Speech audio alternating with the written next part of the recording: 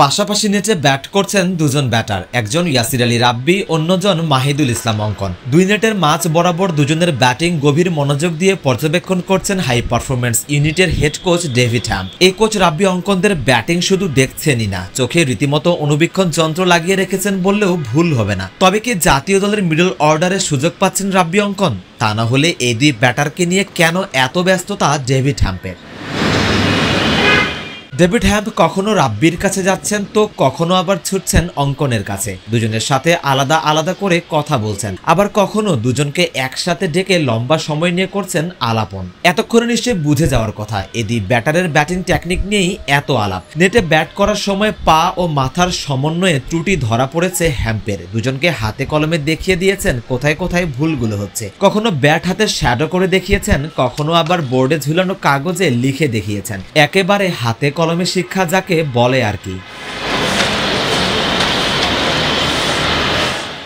Rising stars Asia cup খেলতে কাতারে যাবে বাংলাদেশ দল। আকবর আলীর নেতৃত্বে তরুণদের নিয়ে গড়া দলে আছেন তুলনামূলক অভিজ্ঞ রাব্বি অঙ্কন। সোম ও মঙ্গলবার দুদিন মিরপুরের একাডেমি মাঠে অনুশীলন করেছে কাতারগামী দলের সদস্যরা। তবে সেখানে রাব্বি অঙ্কনদের নিয়ে ডেভিড হ্যাম্পের বাড়তি সতর্কতা আলাদা করেই নজর কেড়েছে।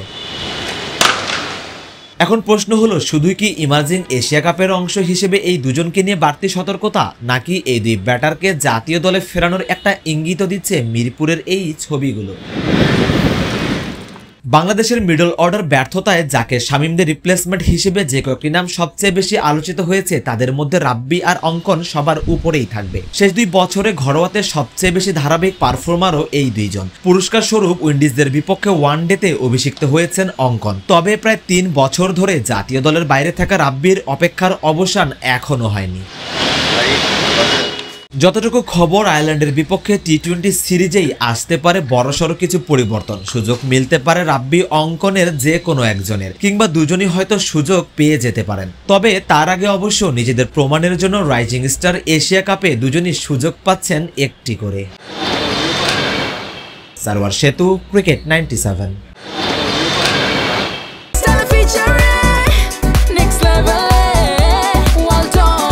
Side by side, free.